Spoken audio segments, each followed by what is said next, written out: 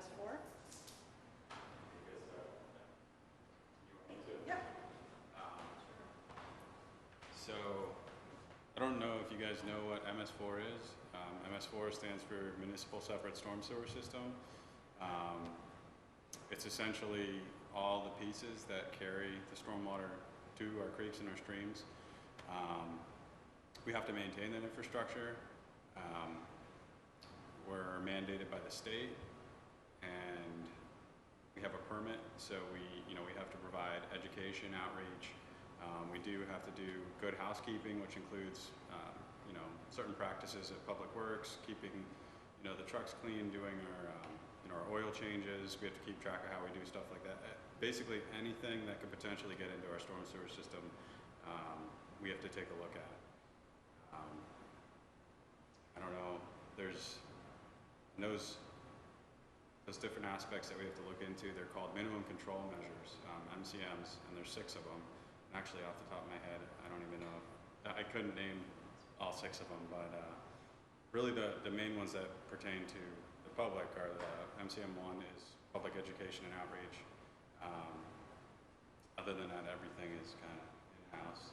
There is post-construction stormwater management, which is basically what we be talking about today, and that's everything that we have to maintain after the fact.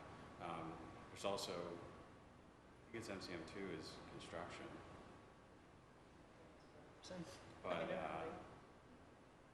that's during the construction phase. There are also certain standards that we have to keep up with for that, as far as not letting runoff get off the site, that sort of thing. But it's basically MS4 in a nutshell. The reason things have shifted, years ago, a lot of the detention ponds, you would see things like that, were municipally owned and controlled. So the townships were responsible for taking care of those detention ponds. Things have shifted in terms of ownership and responsibility over the past 10 or so years, where there are a lot more single lot best management practices, or BMPs. And through that evolution, DEP and even the federal government at one point decided basically that, okay, townships, you can't say these are all separate BMPs, best management practices. They drain into your pipes. So now you're responsible for all these best management practices on the single lots. Even though if you don't own them, they drain into your pipe and your infrastructure. Therefore, you're now responsible for having somewhat of an oversight or key into making sure they're installed and maintained responsibly. So there's been a huge shift from large area, municipal, this is our detention pond, we're going to be the only ones responsible, to everybody having their own things in their own yards, but still part of the burden going back to the township. So that's where the education comes in, that it's part of the township's responsibility to do some kind of education and outreach to pull those single lot owners and HOAs into understanding what their BMPs are. You are? Sorry, I'm Zach Graves. I'm the stormwater inspector here with the township. I also handle our MS4 permit, which is a permit that goes through DEP. We have to maintain that, and that essentially tells DEP that we're taking care of all those 6 minimum control measures. Zach Graves. And you have my card up front. I'm Kim Zieger. I'm the lead resource conservationist with the Lehigh County Conservation District. All right, I'm going to do more talking. You said you have some questions. I'm going to go through the overall spiel, but I'm more interested in what your BMPs are. I know you guys have 4 BMPs, and we'll find out what his are. Again, I'm slipping into the acronyms. If I start slipping into the acronyms, best management practices, BMPs, post-construction stormwater management, we call it PCSM. It's just easier for us to say a lot of this stuff in letters, alphabet soup, but if I catch myself slipping into it, if not, you wave your hands. This grant, these booklets were actually funded by a grant a few years back. We've done a lot of education and outreach. We did one specifically to HOAs, and that was in, gosh, 4 or 5 years ago, and that was over in that other building. I don't know how many, 3 or 4 years ago. And that's what we actually had started making these booklets for. We figured if we educated HOAs, then it would trickle down. Or educating municipalities, it would trickle down. It would be great if we could go to every person who has a best management practice in their backyard. We field calls every day about what they can or can't do with what's in my backyard. Can I put a swing set in it? Can I pave over it? Constantly, and you get to things that are non-structural, like minimum compaction or minimum disturbance or protect existing trees, and it's even harder to explain to somebody that no, you can't cut that tree down, or no, you can't put anything in that area. So we kind of started this booklet for that purpose, to help spread the news so we didn't have to tell everybody. So quick in a nutshell, stormwater, the whole reason we're here is basically rain falls out of the sky, it hits something. So it either hits a grassy area, field, or it hits impervious. If it hits a grassy area, field, it goes into the ground, goes into the aquifer, recharges the aquifer. If it hits impervious, like streets or houses, oftentimes it'll sheet flow off into a pipe system. That pipe system is going to shove it all the way down to the stream, and that's what we call runoff. It doesn't actually get into the ground, it doesn't recharge the aquifer, and basically the guy from Fish and Boat, 3 Fish and Boat officers ago, couldn't take it anymore. He said, you know what, our water courses aren't even water courses anymore, they're just huge storm channels, I can't take it, I gotta move, and I think he moved to Oregon, I don't know. But that's part of the problem. We found out that if you just keep not infiltrating water where it hits and you let it sheet flow all the time, our water courses are taking the hit for it. They're becoming very eroded, flashy. They don't contain water in bank, and we get a lot of downstream flooding. So I mentioned earlier that the old school was rate. The old municipal ponds that you saw all the time, that's all they control, rate. So they would look at so much water would fall in an aquifer, would flow down to this basin. If we released it at such and such a rate, then maybe that downstream wouldn't get flooded. And it was only controlling the rate that that water left. Volume is what I just mentioned about water going into the ground. Runoff. During a 2-year storm, what's running off that piece of land now versus what will run off that piece of land after you've built your house, your pool, your patio, your shed, all that stuff. What is going to go into the ground versus what's going to run off, and that's what we call the delta 2 volume. Then the other thing is water quality.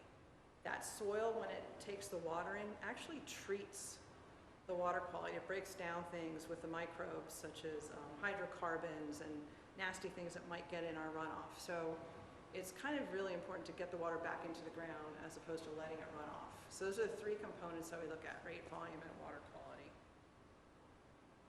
So 2002, and I've been with the district, I said I stopped counting at 15 years. I think I'm at 17, 18, somewhere around there. When I started, an NPDES permit was like, National Pollutant Discharge Elimination System permit, which is what you have to get if you have an acre disturbance or more. It basically had 3 pages, and it had almost nothing with respect to, it just talked about those detention ponds. Then EPA delegated down to DEP, and DEP said, okay, we need to start looking at rate, volume, and water quality. They're all considered pollutants. So if you have too much water coming into an area, that's considered a pollutant, because the fish in the stream, et cetera, can't live the way they used to live. So 2002, that's when everything changed. However, sections like the lower portion of Lehigh County that had karst topography, we had the limestone soils, somewhere along the way, somebody said, wait a minute, you've got sinkhole-prone areas, you don't need to worry about volume. We'll just put some water quality things out there, don't worry about the volume, everything will be fine. That lasted till 2006. There was a big lawsuit called the Alpine Rose decision. I don't know if you guys ever heard of Alpine Rose. It was an auto racing place in Monroe County. And the court decided that Alpine Rose said it was karst. They wanted to build their rich auto racing thing and basically totally ignored water quality and volume and only worried about rate because it was karst. And I'm not sure who sued, but somebody sued, a water protection agency sued, and they won, saying that volume is a pollutant. So you can't just say, well, we've got karst areas, we might have sinkholes. There were papers done saying even if it's sinkhole prone, there's a way to get around that, and we'll show you how to do it with respect to loading ratios and other things that the engineers came up with. Part of that evolved into best management practices are better in small doses. So every lot has their own to break up that major watershed, to break up the loading ratios so you don't have sinkholes. So we'd rather have it on every lot as opposed to just having it one big thing at the bottom of the subdivision. So that's why you're here. And obviously, if we don't manage stormwater, we get flooding. This year is a perfect example. Areas that have well, we had 9.9 inches of rain in May, so it's hard to use this year as an example, or even last year. But a lot of times we blame things on agriculture and industry, but it turns out that a lot of stuff from non-point source is actually a key contributor to those pollutants. So things coming off residential subdivisions as they're being developed are part of the problem. Okay. Are you with an HOA, sir, or are you? Okay. So some subdivisions have HOAs, like you guys. It's hard to get up to speed with some of the subdivisions with the HOAs because you've got multiple BMPs, multiple best management practices, as opposed to a single lot owner who may only have one. So there's a lot to learn with respect to knowing all the different BMPs within a subdivision. But we hope that one point of contact makes it easier to understand sometimes. I'm assuming you guys get flooded with calls and questions all the time. Maybe we can be a conduit to help you answer some of those questions, as opposed to us getting every phone call, but that might be a good way to do it. A lot of HOAs have developed over the years simply because of it's an easier way for the stormwater to be kind of maintained and managed than single lot owners. All right, so simple things. Basically, we talked about MS4s. We talked about why you have to do it so we don't have flooding. We talked about anything with an acre or more has to get what's called an MPDS permit. So if you have a house that was not in a residential subdivision, was less than an acre, it's likely that they don't have any stormwater BMPs unless the township has specific regulations to handle those through MS4 or other things. The state does not regulate it if it's less than an acre disturbance. So one of the things that's not very, I had all the subdivisions. I was hoping every subdivision would come.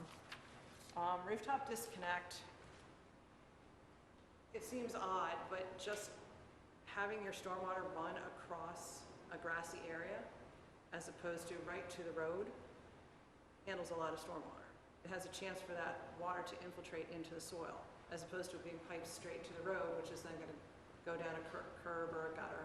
So they actually get volume credits for roof leader disconnect or rooftop disconnect. I know Hills at Lockridge, Lehigh Crossing, and Spring Ridge Crossing all have disconnect. What do you mean by disconnect? So it's not connected to a pipe. So if you see your downspout, like my downspout in the middle of Allentown, my downspout comes down and I've got like a little grassy area between my house and the neighbor's house, and I planted some flowers, and that stormwater comes out from the roof drain and infiltrates into the soil well before it ever gets to the alley. So it's disconnected from the storm source system. Okay, thank you. Yep. Oh, sorry. The question was, simple things basically that you just want to check. Is there debris in the system? Is the area that it's flowing into eroded? Does it have a nice clean path to get through infiltration or dives? You cannot imagine the amount of vegetable gardens I've seen people put right down with the little wooden things, and then the water's hitting it and eroding gullies around the vegetable garden. It might not even be in the easiest to ascertain easement, but that disconnect area probably is flowing through an area that's prescribed for stormwater to flow through and shouldn't be disrupted. Do you want to tell me what your BMP is, if you don't mind? You have? I live next to a stormwater basin that is owned by Loan Conservation. Okay, so it's a detention pond. Okay, all right. Well, Okay, that's part of my reason why I'm here to ask Okay. about it. All right, seepage pits, and some of the subdivisions we talked about earlier when I was talking, a lot of seepage pits exist. They're under the ground. You can't see them. And a lot of time it's a dead giveaway when you see the downspouts going into the ground And people don't understand, they're looking at, why is my downspout going into the ground? Where's that going into? And the old system years ago used to be French drains. This is very similar to that concept. You know, we've gone full circle. So the seepage pit oftentimes is just a stone bed that the downspouts are connected directly into. They'll have a little sump area in front of it to help clean out any leaves that might get in there or sediment, so it doesn't get into the seepage pit. But it's a stone pit with geotextile that allows the water to sit in there and then drain into the soil. All of these are supposed to dewater within 72 hours. So that's a key to know if something's failing or not. If that water isn't drawing down, not detention ponds, any infiltration best management practice isn't dewatering in 72 hours, then it's not doing its job.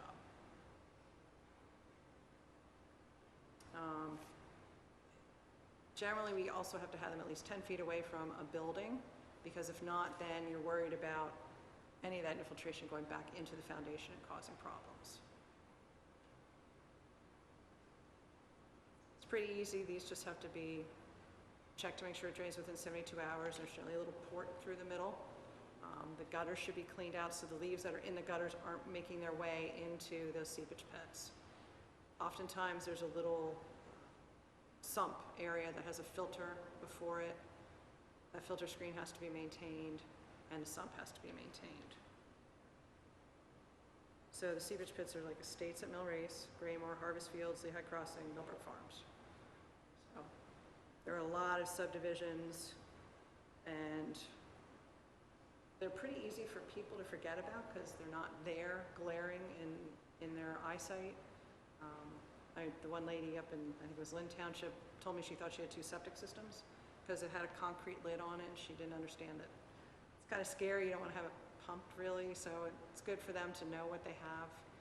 So they're not doing the wrong maintenance on the wrong thing. Infiltration trench is very similar to a seepage pit. So an infiltration trench is just longer than the seepage pits. It's still a subsurface bed, and it's generally only 3 to 8 feet wide. Generally, if it's for something that's a little shallower, it can run a longer distance. I know a lot of schools will have these. Sometimes houses do, depending on what the limiting factors are of the soil. That's the other thing too, especially for an HOA. When these engineers look at the sites, they need to ascertain what the soil conditions are for each lot. So some lots are very good at infiltrating, other lots have a limiting zone that doesn't allow infiltration because of bedrock or a high water table. So one lot may have a seepage pit, but the lot next to it may have a rain garden because there was a high water table and they couldn't put it under the ground. Another one might not have any structural best management practices. It might just have something like planting trees because the soil was so incompatible and hospitable for infiltration, that's what they had to do. So a lot of times lot owners don't understand why they have a big rain garden and the person next to them doesn't seem to have anything. Excuse me. So this is essentially a French drain. Yeah, it's very similar to it. A lot of the French drains and trench drains used to have open grates on top. They've gotten a little bit more sophisticated now. They vegetate on top, but it's really, the thing that drives these in terms of sizes is what we discussed. It's called a loading ratio. Because of the karst nature of a lot of our soils, they don't want to have a lot of water loading in terms of depth. They want to spread it out and have it shallower. So infiltration trenches are more commonly used in the northern part of the county. We don't have a lot in the southern just because of the karst nature of the geology down here. Is it a pipe with perforations that allow for the drainage?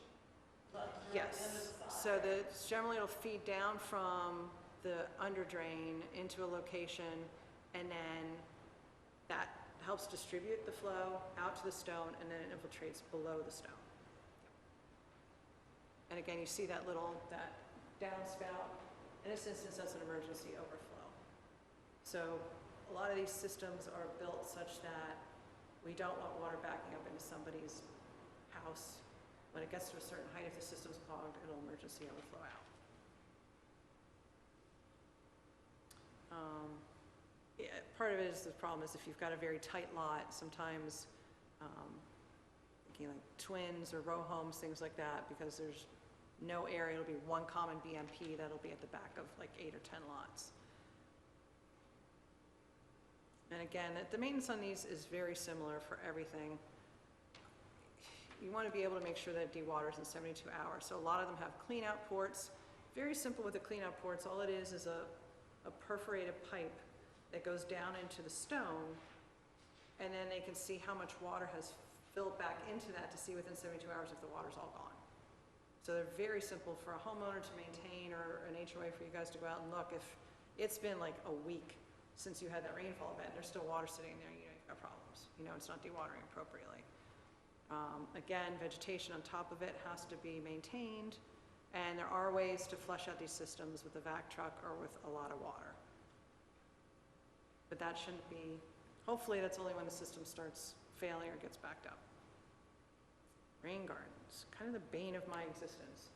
They're good or bad. In another township north of here, we had rain gardens, which all this is an above ground bed, but it's got 18 inches of planting soil on it, which helps treat the water quality. That 18 inches of planting soil really helps remediate any pollutants that might go through there. And it has vegetation on top, and the vegetation on top is what is kind of the problem sometimes. Sometimes the engineer just calls for it to be seeded, and I had complaints of feral cats and rodents and everything else running through the vegetation, and the HOA tried 3 times to reseed it and reseed it and reseed it. No matter what they put in, it would just be the shrubby, wild-looking mess.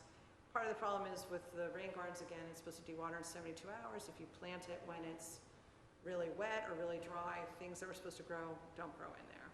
So we found that something that's a little bit more landscape like this, with the mulch on top and specific plants, is the way to go. And the HO up there switched it to a very manicured couple plants, and every complaint stopped. No more feral cats, no more children hitting their chins on risers. Everything was perfect. They had even gotten to the point where they thought they'd have to fence it off, and this was in people's backyards, and it ended up they're beautiful now. And so the BMP, the best management practice, didn't change substantially. It's just the landscaping in it that made it a lot more appealing, curb appeal, and easier for the people to maintain. And we even have, this is the Firestone, so we even have them at commercial sites. This is right near Walmart. They've got a rain garden. Commercial industrial also has to have stormwater controls, just like residential does. Generally, you don't have any more than a foot of ponding water in there. So they're, again, very shallow, larger systems. And that's what makes them a little bit harder. If you're trying to put in somebody's backyard, it's not going to be a small little koi pond. It's going to be a big, broad, shallow bed. And it takes up a lot of room, and that's why we end up getting swing sets in them, which is not where they belong. Pruning and weeding is part of the problem. If it's a single resident trying to do it, it's a little bit harder. If it's an HOA, it's kind of easier for them to hire landscapers to go in and do it. But in terms of pruning and weeding, it takes a lot of maintenance for the first couple of years till those plants get established. And then they kind of grow on their own and handle the weeds on their own. Not that we need watering anymore, but we do get droughts every once in a while. They need to be watered. They need to be cut back every year. And if there's any erosion of the mulch or anything like that, that has to be fixed. Infiltration basin is kind of the rain garden, but without the planting soil, and it can be grassed on it. A lot of times this is for multiple homes or larger residential subdivisions. If they're trying to offset the impervious that was generated by the road, they'll do it. And it might be one lot owner that is ending up maintaining the larger infiltration basin on the site. They are a little bit easier to maintain than a rain garden because it can be grass, and they don't have that planting soil. Again, they also remove the pollutants through the vegetation and infiltration, but not as much as a rain garden. So these also, you have to just watch if they dewater in 72 hours. Look at the vegetation to make sure the vegetation is maintained. It can be cut as often, pretty much as you want it. And then the inlets that go into that, anything that collects the stormwater that goes into the basin has to be maintained. Subsurface infiltration basin, you guys do not have. A subsurface infiltration basin is typically for a larger commercial industrial those things that look like egg crates. Instead of putting stone in that big bed, those egg crates help hold more water than the stone would. There's more room for the water to sit in there, so they can do less size of a basin than if it be filled with stone. It also helps with the load. If somebody's driving a vehicle on top of it, helps distribute the load. So they can be put under parking lots of commercial industrial facilities. Schools sometimes use them for athletic recreational fields. And again, it's just a repetitive thing. A lot of times it's not the best management practice itself, but what leads to the best management practice. So the inlets that are leading to it, that sort of stuff has to be maintained, because if that isn't maintained, then it all gets washed into whatever the infiltration BMP is. So, and again, the system too to maintain it is generally flushing it with water or vacuuming out whatever the facility is of sediment and debris. So it's kind of the same thing over and over again. The inspection frequencies change with the different best management practices, but the O&M or operation maintenance is pretty much the same for everything. Constructed wetland, I don't even think there are any lower. Basically, it's building a pond with wetlands. Doesn't drain, sits around for more than 72 hours. The water evaporates or evapotranspires, and that's how a volume credit is given for it. I think we've got one in Nestle. That's about it. We don't have too many of those. And that's a little bit harder to manage the wetland vegetation. And then a wet pond retention basin. So you're talking about a detention or retention pond. It's a big pond. Does it look like this, or is it more old school where it's mowed? Mowed. Okay. So wet pond retention basins are a new concept. It's like a detention pond, but it has the wet vegetation in it, and it's meant to hold water longer. Again, for water quality purposes, biodiversity. Again, that's more for larger commercial industrial. And the maintenance is looking at the vegetation, repairing any erosion that might occur, whatever drains to it, again, inspecting that, and harvesting of vegetation pretty much once a year. Now, dry extended detention basin. Is it dry or does it have water in it? Dry. Okay. Do you? Okay. So dry extended detention basin is an enigma. Kind of old school, but there's a period of time when DEP was actually giving volume credits for the dry extended detention basin. We're actually going back that way with another best management practice to say it's volume, but it's not really handling volume.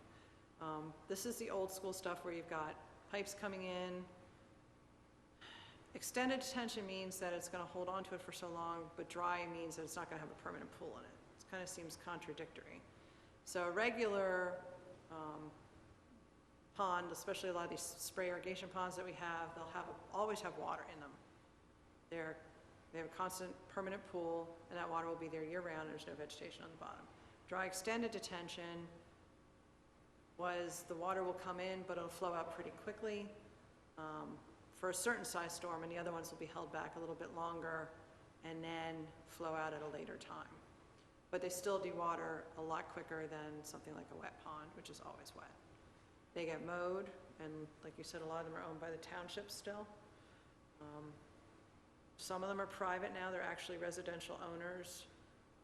In a lot of the newer subdivisions where there will be one lot owner who is responsible for maintaining, mowing.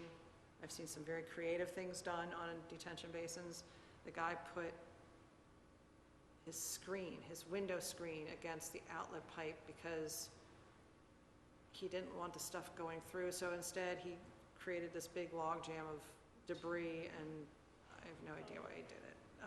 But single lot owners a lot of times are responsible for maintaining dry extended detention basins as well. Yeah, mid-70s until 2006, and then that's when things started changing, and we still have a bunch that are out there. Go ahead. We have one of those extended dry retention basins, okay? And it's got stormwater, sewers, or drainage. One is from under the road, the other one I think is from the road. But we end up with a tremendous amount of gravel in it from, they recently just And the gravel is now like from here to the wall, or up from the outlet pipe and stuff. Now, and it's on Millbrook Park's land, so are we responsible then, right, to clean that up, even though it was the township that kind of got the gravel there? Why do I have a feeling there are gonna be a lot of questions coming your way? Tar and chip, yeah, don't get me started. That you'll obviously have to talk to the township about. I don't know, after tar and chip operations, do you guys vacuum your chips or sweep your chips at all? You do? Yeah, so there's a point where it is the nature of that beast.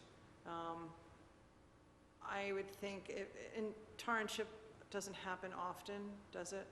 So there's a couple roads that I keep thinking of get tarred and chipped a lot, and I keep thinking that something should be done to those inlets going into the basins, especially when you know that operation's gonna be there, like maybe put silt sacks in or something for that time period, I don't know. Oh, they did cover the inlets, but it's still got there. We had a major Storm event. in between the time they put gravel on until they got it back up. So we still ended up with tremendous amount of gravel. Yeah, it's difficult with tar and chip and detention basins, and we talk about that private ownership, so in the end, it's part of your MS4. I don't know how to wrap that all in, so maybe better coordination. I don't know how you can resolve this at this point. Is it through the whole basin, or is it just? No, it's at one end, and it's, like I said, it's Right near the riprap apron where the you know, pipe it's came just out. unfortunately the grass right there. Right, The rest is grass. Okay. It's not an issue. yeah, I mean, it can be done, it's just, I just was curious if there was a best practice around it or anything. so the question was if tar and chip, gravel and chip roads are done and the gravel goes into the inlets and gets into a detention basin that's private, who's responsible? I think you best coordinate with the township if you can. But maybe that's something that, before you guys do it, coordinate, I don't know what else you can do. Again, 9.9 inches of rain in May. There's so many things, like even the erosion and sedimentation control stuff that we look at during construction, the silt fence and all that stuff you see out there, that's up to a 10-year storm. We're expecting it to rain every 3 days in Pennsylvania. That's obviously not what has happened this year. We have had, it's not just the volume of rain we've had, it's the back-to-back-to-back-to-back-to-back storm events, and the fact that our groundwater is so high that nothing is acting like it should act right now. But it is a practice that's not just Lower Macungie. I see it in Berks, all the time, and it's constant gravel going into the inlets. I know it extends the life of the roads, but maybe there's something that, coordination, something with the township to help prevent it when it does happen. And I think I had the same thing in place next to me, except instead of one big event, it's 20 years of salt cinders. Not necessarily the salt, because the salt washes away, but 20 years of cinders will eventually fill up the basin as well. Yeah, the salt, I've seen a lot of basins fail in the beginning because there's so much salt that the vegetation can't handle it. And we've actually had basins where they've recommended planting salt-tolerant vegetation because of the road runoff going into the basins. It's difficult because the old school detention pond system, the two don't always coordinate with water quality. Where we look at things now very much water quality oriented. Detention ponds were never, and still aren't really geared that much towards water quality. Nobody looks at them as a water quality control. So when you do get the cinder or other things from road runoff and road wash, that road runoff and wash is supposed to go to the detention pond. That's where it's supposed to drain to. So in those days, nobody said, well, gee, if we're gonna have that, what's the water quality gonna be like getting to that pond? So then it starts to play into how often can it be maintained, and that's what it becomes. It becomes an issue of maintenance. And I think that's my question is, after 20 years of that sediment going in there, it's doing its job Right. exactly what it's supposed to be doing. Now it's gotta be maintained. There is maintenance on it every once in a while where you have to clean those cinders out, right, and restore it back to where it's functioning properly. Correct. Yeah, it's one of those things, again, the more development you have in an area, the more potential for those pollutants to get into the pond, and Lower Macongee's been burgeoning over the years, the more likely those ponds are going to be stressed and require maintenance more frequently than they did before. And again, it was that concept where you're not going to see that detention pond owned by the township anymore. They're not doing that anymore. They've learned their lesson. It's not something that they want to do maintenance in perpetuity. So they're just some of those dinosaurs that are still around in the township that, you know. Once they do what they're stuck with, then I'm paying tax dollars in order for them to maintain. So, And so are you. well, in Allentown, we just started paying a stormwater fee, user fee. So that's something, you know, unfortunately, you're talking about taxpayers' dollars, but stormwater impacts everybody. So it has to be taken care of somehow or other. And I think that's how this MS4 thing started coming through, where EPA said, look, we can't take this anymore. You look at the floods, you look at problems with loss of life, loss of structures, loss of roads. We need to get a handle on stormwater. What are we going to do? And as they started doing it, it was kind of pass the buck from who's going to fund this. And even the program, EPA delegated down to the state and delegated it down to the county. And I was at a roundtable that we had years ago where DEP stood up and basically said, we're not going to do this. We're going to tell you to do it, but we're not going to fund it. We think that the townships have the ability through their funding procedures to be able to handle either taxes or whatever entity. So that's part of the problem too. As I said, old school was the townships. Now all of a sudden through this program, the state said, oh, nope, you're responsible for everybody. You're not just responsible for your own stuff, you're responsible for everybody draining into it. And now how is everybody supposed to pay for that? It's an unfunded mandate. Oh, we're gonna edit this, aren't we? Please say we're gonna edit this, because that cannot be put in the public. It is, and I think we all know that, and that's been the struggle for everybody to try to figure out how to fund something that they must now report to the state, and state's reporting to the federal government. And the township just then lays puts it onto, yeah, down to the right, you're right. HOAs. Right, but in the end, it does, and in the end though, that's correct. In the end though, the impacts of stormwater on the roads, this year, even though it's been horrifically bad with respect to the volume of water, something's happened in Allentown where the roads aren't closed as much. So they've been making some steps forward, but it takes time, and unfortunately it does take money, because that impact of not controlling the stormwater is going to keep getting worse. So if we don't do something about it, so unfortunately it's got to pay for something, and that's where it's coming from. So, I mean, I guess obviously, have you contacted the township to talk about? I don't know what your schedule is like for your maintenance of your detention ponds these days. I don't know how often. I didn't have a contact, so it's fine. Lucky you. All right, yeah, so, and the old school ones, I remember when the change occurred, because every engineer would trot into the office with their plans and say, here's our pond, we're going to dedicate it to the township, and we have meetings with the municipal engineers, and the township's going, no, you're not, we're not taking that. And it was a huge learning process, and that's why I'm still not really happy about having Joe Homeowner operating and maintaining a basin that can hold how many, feet of water. So now, there for a while was hands off from the township. Now the townships are getting sucked back in by saying, okay, you might not own it, but you're still going to have to inspect it. So at least that aspect of the safety has come back in, but again, then who funds it? So it's always a question of that. People want to do what's right environmentally for the most part, as long as it doesn't cost them money and cost them their lifestyle and their land. So it's trying to marry and let people understand, that's one of the reasons I'm here, why we are doing this, why people have these individual lots. So you have an older home, you don't have any BMPs on your lot individually? I live next to it. But you don't have it physically on your lot. You don't have a seepage pit or a rain garden. Most people say, lucky you. So we're saying, I field calls on a daily basis of, why can't I put that swing set in the rain garden? Why can't I use my backyard? Why am I not allowed to do anything in my backyard?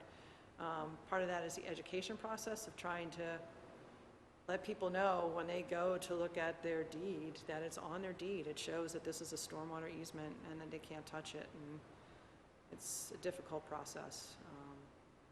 You guys have any more questions on the extended detention basins? All right, vegetated swale, this is upper too. Boy, I love pictures of upper. This is by Parkland Elementary or Jandal Elementary, that's what it's called. Swales, something, again, you would think of not giving you a lot of volume or water quality credit. They're great. As opposed to having a pipe running down that whole thing, that vegetation there that it gets to infiltrate through and gets to slow the flow of that water, and the more water that goes into the ground, the better. It's not then reaching the big detention pond or the pipe system farther downstream. And generally, this is kind of old school. Now we broaden out the swales. We don't make them V-shaped anymore. We sometimes put check dams in them, and that helps the water infiltrate into the ground and slow the flow, and actually helps clean up the water as well. Maintenance-wise, they're pretty easy to maintain. You just look for ponding of water. You don't want your mosquitoes. You want to make sure the vegetation's pretty green and lush, and you can mow it regularly. Sometimes there's special water quality plants growing in it that you only can mow a couple times a year, but most people mow it more than that. Infiltration berm, I think you guys have infiltration berms. I'm pretty sure you do. This is the most innocuous best management practice out there. A lot of times people don't even know that's what it is. It's just a hump in the backyard. And what it does is it just impounds the water at that bottom of the berm and allows it to infiltrate into the ground. There's nothing mechanical about it. All it is that earthen berm. If they fail, like they do in some subdivisions, because it's been compacted when it was installed, then you're going to have mosquito nesting ground sitting there because it's not infiltrating in 72 hours. If the water infiltrates in 72 hours, you should not have issues with mosquitoes. The area should be mowed regularly.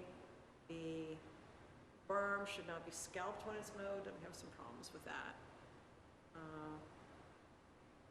Yeah, generally they're not higher than 24 inches, so it really just blends right into the landscape. I've seen some beautiful ones just fit right into the landscaping where they made it look like a little flower garden. They don't handle as much volume as like a seepage pit or a subsurface infiltration bed or a rain garden, but if it's done on each lot and there's not a lot of impervious, they're not huge mansions, sometimes that's good enough. Again, the dewatering in 72 hours is key. And not scalping that berm, make sure that it's mowed properly, and any kind of erosion has to be fixed pretty quickly. Spray irrigation, talked about it earlier, there's upper Macungie but not lower for residential, especially commercial industrial. There's big warehouses you guys have, that's spray irrigation for those. Again, because of the karst nature of the soils, it's one of the most I'd say consistent with nature. It puts the water back into the ground kind of at the same rate it would if it were raining. So the only rule is that it has to stop raining for 24 hours before they can start spraying it back on the ground because the ground's already saturated. However, you need to have somebody who knows what they're doing to run the system and to monitor the system. A lot of times they're even mechanically reported back to us. There'll be a whole mechanized, a couple of guys that run them have computer printouts that go back to their homes, and it'll give them an alarm if it's not, something's broken in the system, so not any single lot homeowner. We actually did have, I think it was one of the lower townships was proposing it for residential, and if you're in Europe and a lot of other places where water is scarce, they much rather have non-potable water being used for the irrigation. They want to use stormwater. So a couple of the guys we talked to said he'd go over to Europe and they'd look at him like he was nuts when he'd say, oh yeah, we're using potable water to spray on the plants for landscaping, and everything over there is pretty much using rainwater. It's mowing, making sure that the heads are popping up, they're not going to be covered. I've had mice chew through the wires. We've had trees grow around the pop-up emitters, so they go to pop up and they can't because the trees are in the way. They do get shut down at winter time, so the pipes don't freeze up, and then they get started again in spring. So you need to have a professional flush the pipes and winterize the system. This is something I think even you guys might have. They're called snouts. They're put in inlets, and that won't even help you with your gravel. They're more for floatables and hydrocarbons and things like that. They have an area for debris to fall down in, and then there's a little plastic siphon that basically doesn't allow the solid things to flow out. So that's what it looks like when you're looking down from top.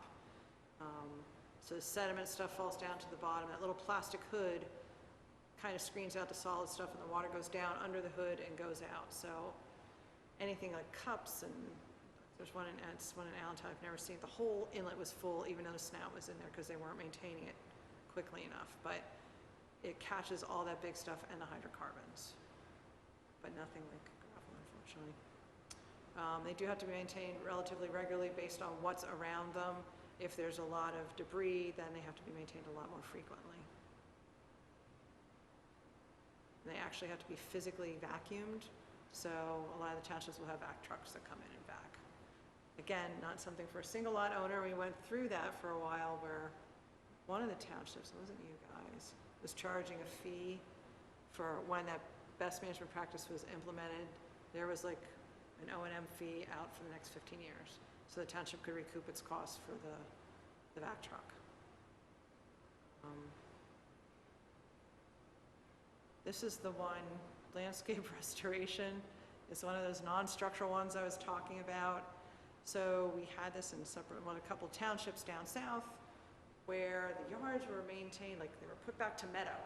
Well, that lasted all about 1 year.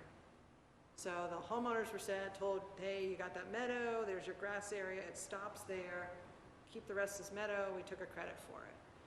And within, I'd say probably a year, most of the people had mowed all their meadow down, and the township said to us, we're not in the business of policing people's backyards.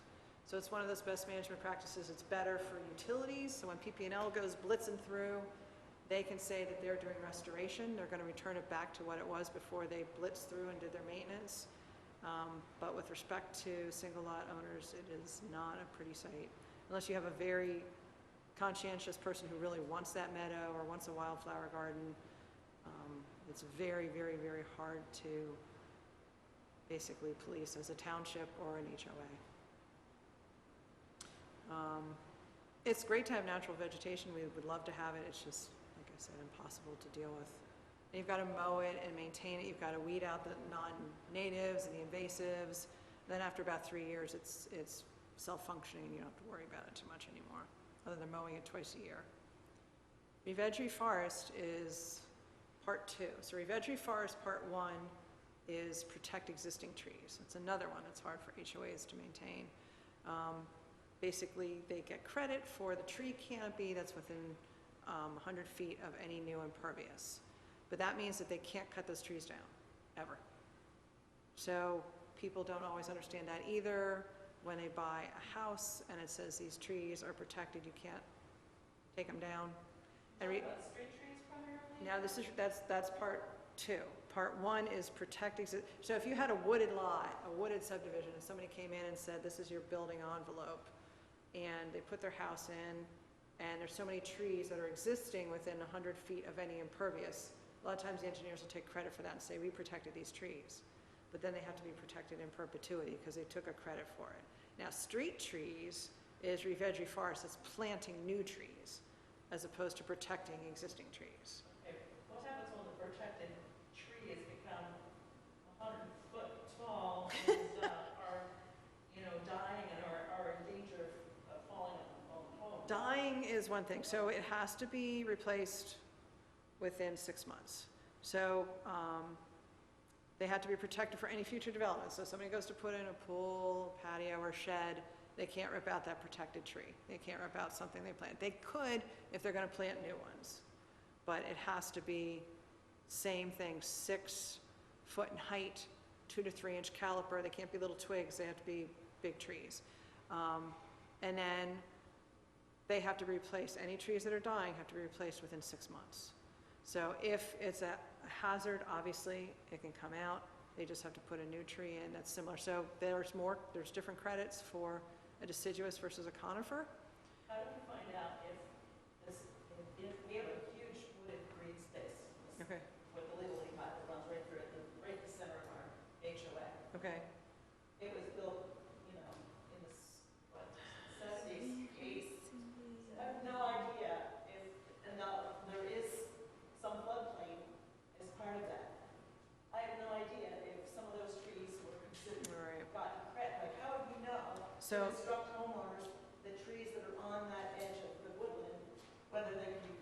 it should be in the post-construction stormwater management plan. So how do you know if the trees that are on the property are part of the stormwater credits? So I have that Revedry Forest Part 2, Millbrook Farms and Sprague Ridge Crossing, both have Revedry Forest. So it would be the, and that, So you're saying that those trees are protected? some are. So that's part of the problem, and I'm sure that was pre-critical stages. So currently, all PCSM plans, post-construction stormwater management plans, have to be recorded with whatever the best management practice is on, including Revedry Forest. So it'll identify these are the trees that are part of Revedry Forest, or these are the trees that are protect existing. When your subdivision came through, I do not believe that was the case. So the only way, terminated that, the only way would be go back to the post-construction plans that either we have or the township has to see if it's listed as that on the PCSM plans. And I'm thinking back to your subdivision, and I have this scary feeling that, and I'm pretty sure I'm the one who terminated it, that there were trees that were listed as Revedry Forest, but there was some confusion when the plans were drawn up. There were more trees put on the permit than on the plans, and we decided to just say, okay, what's there is there, keep them there, and then you can terminate your permit. So email me and let me look into it. Yeah, because it's a major issue for us at this point, because some of these trees are reaching, you know, they're reaching, they're old, they're starting to get disease. Yeah. They're very close to townhouses, and some of them are threatening as far as safety issues. Well, and then obviously, yeah, so it's a matter of will they have to be replanted or not. Obviously, if it's a threat of safety, they can come down. The best thing to do, again, would be to shoot me an email, or I'm pretty sure I'm the one who terminated it. Okay, that's fine. Shoot me an email. No, that's fine. And that goes forward for anything. So Revedry Forest is one of those things, people put on landscaping plans, there might be, oh my gosh, when we go to some of the warehouses down here, there are about 1,200 trees that they're taking volume credit for. So it's very difficult, and obviously the municipalities have their street tree ordinances too. Sometimes they overlap, sometimes they don't. A lot of times, something that's called a street tree will also be one of our Revedry forests. The difference is a lot of municipalities accept non-natives. We do not. It has to be a native. So sometimes things will be street trees, but they're not Revedry forest.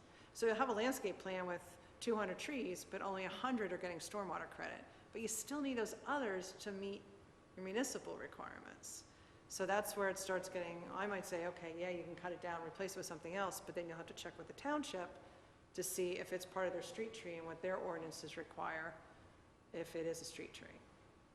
So, okay, thank you. And you want to check those within 6 months. I actually had a guy that cut down a 1/4 acre of woods, and he had to go back and replace the entire 1/4 acre. That was the contractor. Soil amendments, another bane of my existence. So soil amendments are fluffing up soil by putting compost in or tilling it, and this you'll see a lot of times on lots that have soil issues, like they don't infiltrate well or there's bedrock close to surface. And the theory is that by putting the compost in with the soil, kind of fluffs it up, aerates the soil, adds spaces, which allows the water to sit in there more and infiltrate it, slows it down. It needs to be done absolutely perfectly in my book. I've gone out to sites where I see this beautiful green grass and I see dead stuff next to it. I'm like, oh, that must be the amended soil, and here it's flip-flopped. If it isn't put in properly, if it isn't put in the right time of year, it burns out the seeds. If it isn't mixed well, then you get clumps of compost at the top. I've seen a couple that were really, really good, where the engineers were really, they had a landscape person on top of it when they mixed the soils. But this is definitely something that's increasing on those sites that are very difficult because of bedrock and high water table. Sometimes it's just scarification, so if they remove impervious and want to return it back to grass, they have to till it and scarify it just to get that soil functioning like it used to before it was compacted with the impervious. Maintenance is the easiest thing in the world. It gets replaced as needed. So that may be once in a lifetime of a person if it's not being, if you have a soccer field or something where people are stomping all over the time, it might need to be replaced more often. But if it's in somebody's backyard, it probably won't need to be. Pervious pave is the concept of having stone directly beneath a parking lot or a driveway, and that paving is open weaved enough that the water goes straight through and goes into that stone bed beneath it to infiltrate. A lot of townships are putting limitations on pervious pave because it's very easy for Joe homeowner to just put a seal coat on top of it and not realize that he had pervious pave, and then the best management practice is gone.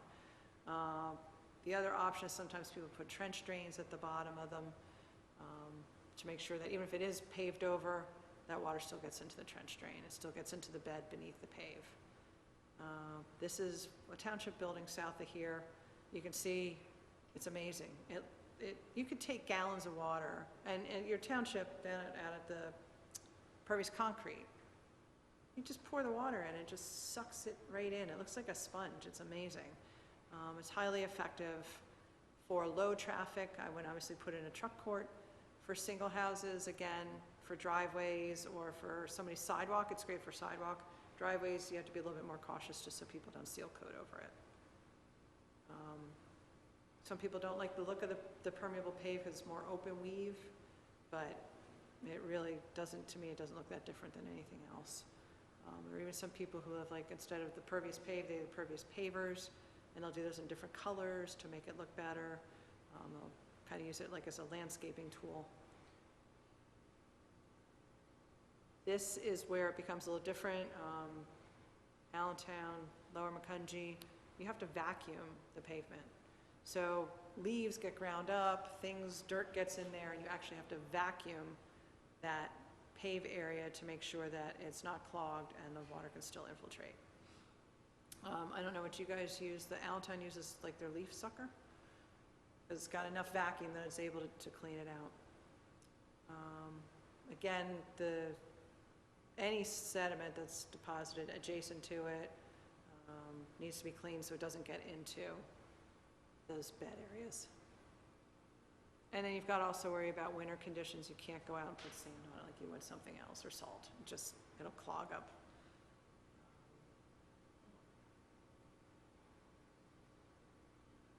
Obviously, never seal coat it. And you can repair the patches. You can fix it. It's a little bit different when it gets placed, the material's a little bit different than your normal paver, so it takes a specialized team to be able to know how to do it. All right, I was hoping to get this more personal, but so do you have any other questions? Do you have anything else about your detention pond? Okay. And you guys had your BMPs, so you definitely had reveg reforest. Oh, you did have soil amendments too. Where are you getting this information from? Township. He gave me a list of all the BMPs for each. So it's not I have every. no idea what they are. I was Okay. just recently president, so I don't know. Oh, okay. I have no clue what you're talking about. So, okay, then that's why you're here. So generally, the post-construction stormwater management plans, when they were reviewed and approved, DEP approved them at some point in time, and we took over the delegation, and we started reviewing and approving, but they should be in our office. Even if we've terminated the permit, means it's done, constructed, stabilized, everything meets our conditions, we will scan those plans to have in our records, and we'll send it up to DEP for them to do whatever they do with it. They put it in Harrisburg somewhere. But we're gonna scan a set of those plans, so if somebody needs to look at them, including the township or ourselves or an HOA, they're available for you to be able, we can email them to you, and you can look at the plans and figure out what's supposed to be there. That would be helpful. Okay. So I don't know how you figured out the lot by lot, just off the PCSM plans? We have an Excel spreadsheet that has all our BMPs. But you originally took it off? Yes. So that's where we get to that again, where when DEP said, okay, township, you're now responsible for all the private BMPs that enter into your pipe, now the township's going, I gotta go out and figure out what all those are. So that's where this catch-up, it's been, I don't know how many years, where it's just been kind of like treading water, trying to figure out how to attack this Herculean task of, we weren't worrying about this before, now we got to be responsible for everything that's dumping into our pipes. Where do we start? And so now they're responsible for trying to figure out everything that drains into their pipes. And the only way to do that is through GIS mapping or through spreadsheets and trying to figure out what's draining into their system. And I think our particular retention pond has an outlet that also then drains directly into the little lehigh also. Okay. Which is running just very, very close by. Okay.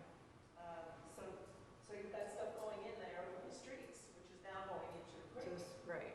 Well, and that's the concept of the detention pond. Old school detention pond was, we're going to catch those pollutants. At least, again, it's not a lot of water quality with detention pond. That's what shifted years ago. What's that? In 2006, like Right. I said, with that vote. Right, that's what shifted before it was just rate, that was it. All we cared about, if they talk about, is it a 60-40 release rate? They talk about that detention pond releasing water back into the stream at a certain rate to delay it so it doesn't all, from all the different ponds, come in and deluge that at once. Recently is when we started dealing with water quality. There are some retrofit opportunities. I don't know where we are on retrofitting basins or what the funding's like or what we're doing at this point in time. That's an option to discuss. Jolie? Or other people. I don't know if there are grants available. I don't know if you guys, and I know under the MCMs, I know there's different ways of attacking it, but I know some people are talking about retrofitting basins. I don't know if that's something you guys are looking into or if it's something you're gonna, in the long run, start looking at doing. Because just for that reason, it's understood that you've got a ton of water coming to a certain point. You're not gonna change where that water is, it's going to that pond. So what can you do to improve the water quality coming out of that pond? So some of them are being retrofitted to have forebays or water quality aspects of it to make sure those pollutants are caught up front. They're getting planted with vegetation, they're being retrofitted to something different. Obviously, there are about a bazillion of those in the county, but that's something that is a long-term goal. Well, we have a relationship with the Wetlands Conservancy that's doing some other efforts of native vegetation and so on along the stream, which is also in the same area, and we could talk to them. Okay. Yeah, and that's definitely, are you dealing with Christie or are you dealing with? Christie or Kate Abel? Oh, okay, all right, yeah, and that's obviously an option too, but I don't know if.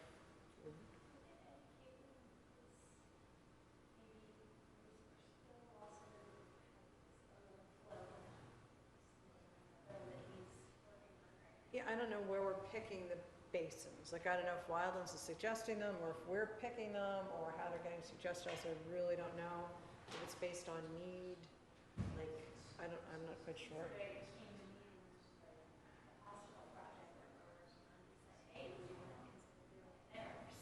And it might be a partnering thing. I don't know. You know, it's something to think about.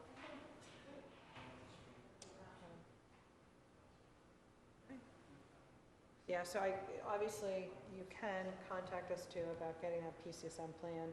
I don't know if it'd be easiest to email it to you. I don't know if you have the ability to print it out. Absolutely. Okay. Okay, that sounds good. But I understand, especially with Reveg Reforest, and I started just giving credit, if I'm not mistaken, for people's backyard trees. Hey, it looks like a landscaping. What does that mean? So every deciduous tree is worth 6 cubic feet of volume, and coniferous trees are worth 10 cubic feet of volume.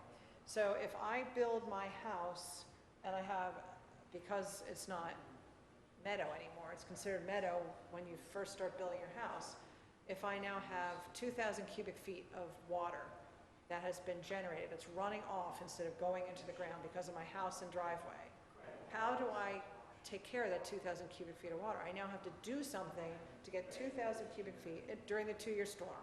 That's what we look at. So you either put it back into the ground by the seepage pit or something, or you take these little credits for revegetate, reforest by planting a bunch of trees, and they also get water quality credit for it. So it's not just volume, it's water quality. We consider that trees uptaking water during a storm event helps treat that water, therefore you're getting water quality credit for it. Well, that's an interesting concept, because it's something we can promote to our homeowners to say, here's another reason to, landscape your home with additional vegetation, is that will actually help the runoff issues. Absolutely, yeah. Because we have a lot of flooding Yeah, where we right. are. So even if you notice like the flood, so a lot of the places where they're stream banks, they do the floodplain work, where they'll start planting riparian buffers. That floods a lot less because that area is taking up water and it's helped dissipating that velocity, and it actually, the roots, everything takes up the water and helps slow it down and take it up. So for revegetate, reforest, we only give credit for the native trees that are planted. So that's the other thing that's a little bit different from, like, I know some of the subdivisions have landscaping packages where they'll have all these neat shrubs. We don't give credit for shrubs. I have no idea why. DEP has put it on the thing that we give credit for trees. We'll give water quality credit for shrubs a lot of times, but we won't give volume.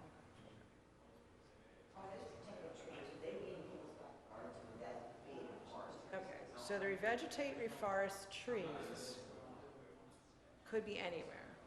So if they're acting as street trees and doubling as street trees, then they're along the street, but they could be hedgerow, they could be whatever the engineer decided he would call a revegetate, reforest on that lot. So, someone would take those trees out of that yard on their property.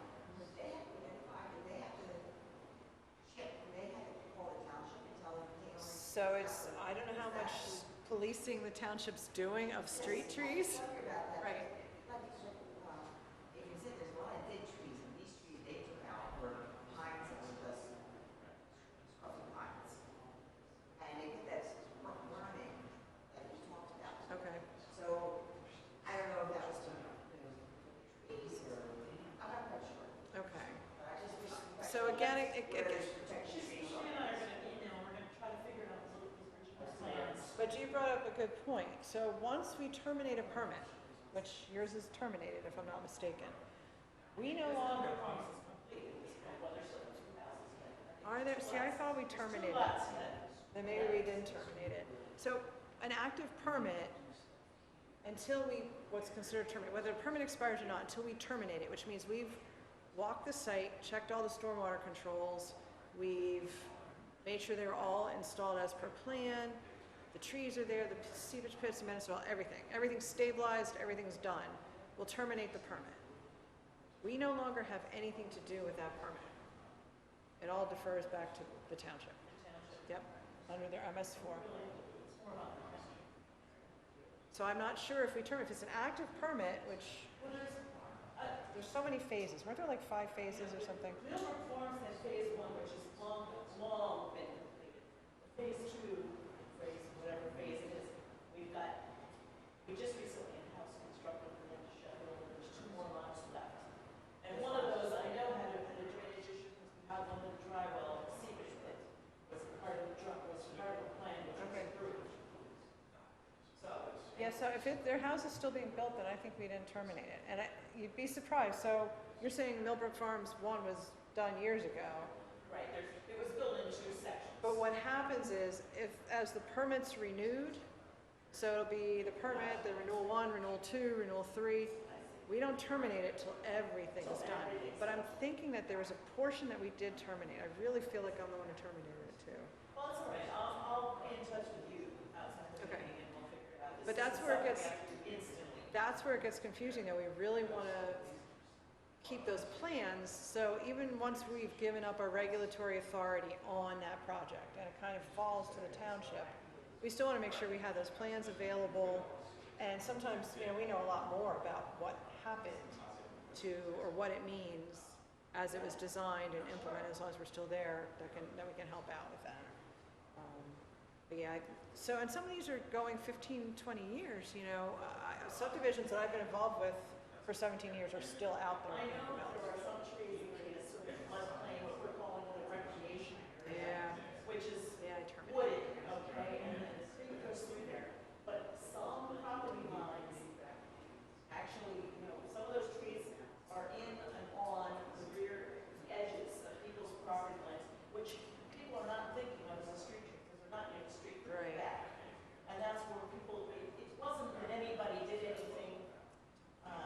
I think that, It's simply people weren't aware that this was. yeah, no, I understand that. And I think that the trees that were under re-veg forest were done later. I don't think they were done in the first two phases, I can't be sure. But I do remember there was some inconsistency between what was on the permit and what was on the plan. And at that point, I was just counting trees to try to make it work so we could close it out, because I knew there was no way I'm gonna go into somebody's house who's been living there for 15 years and say, okay, you gotta plant a tree now. And there were a lot of existing trees out there that were not counted. And those towering evergreens that were along the roadway, and there's a berm right near it, right? They're big evergreens along a roadway, huge ones. And I don't think some of those were included, and I think we just said, okay, well, since there's so many. Down my dog, where we had a bad, like, mini tornado Okay. early, where about 5 or 6 of them either broke in half or came down or whatever. It was terrible damage right there. Yeah, just email me and we'll pull the plans out, and I'll figure if the permit's still open and Right. if not. Sounds good. Yeah, and that would be, because I definitely have soil amendments, so I know some, I don't think a lot of your lots did, but I know some of them did, for sure. The part 2 street tree issue, now I believe ours is street trees we plant every 50 feet. There's a couple of places where either it died and was not, I know it says it's supposed to be replaced in 6 months, but evidently they weren't replaced. Okay. Or for some reason, there might have been some other feature there, either a homeowner tree or some Right, other obstacle right. for which a tree did not get planted. Right. Is that something that is pretty strict that we should talk to the township about? Again, there's differing rules for the street tree requirements versus the re-veg forest requirements. So we'd have to figure out. The street tree requirements, I know have a couple non-natives on the list. They do. That's why I said, I was surprised to see that. that's why they differ. A lot of townships have, Allentown loves their ginkgos, so there are a lot of townships that have, This is in Zelkova or something. yeah, Zelkova, Russian Zelkova. And part of the reason is, we're looking at things very differently. The district's looking at it, and DEP is looking at it from a water quality perspective and a stormwater perspective. The arguments I've had with other townships or the arborists is that they're saying, well, I'm on a busy road here, I want something that's gonna grow this way, and nothing on your native list is gonna grow perfectly. Or if we're under utility lines, that will never fly, and there's no native that I can think of that's gonna grow columnar, that's not gonna grow out that way. So we'll have, that's where the difference is. It is. And they're all, and a lot of them are dying now because they were planted. They were hot bound when they were planted. Oh, yeah, Straight yeah, down. yeah, And, grass doesn't grow under them. Yeah. Dense. I know, and they spread like weeds too. So that's a long going, it's funny, we've had this, arborists and the stormwater people just have constant arguments about it, and there's just no way to come to an agreement. But, so you'll have different things, that's why you have to look at, and even their rules on what they say for street trees in terms of maintenance or replacement timeframes will be different than what ours are from DEP's perspective, so. Wonderful, thank you very much for taking time out on this gorgeous night. Don't freeze on the way home now. Do you have an email address? It's on my card.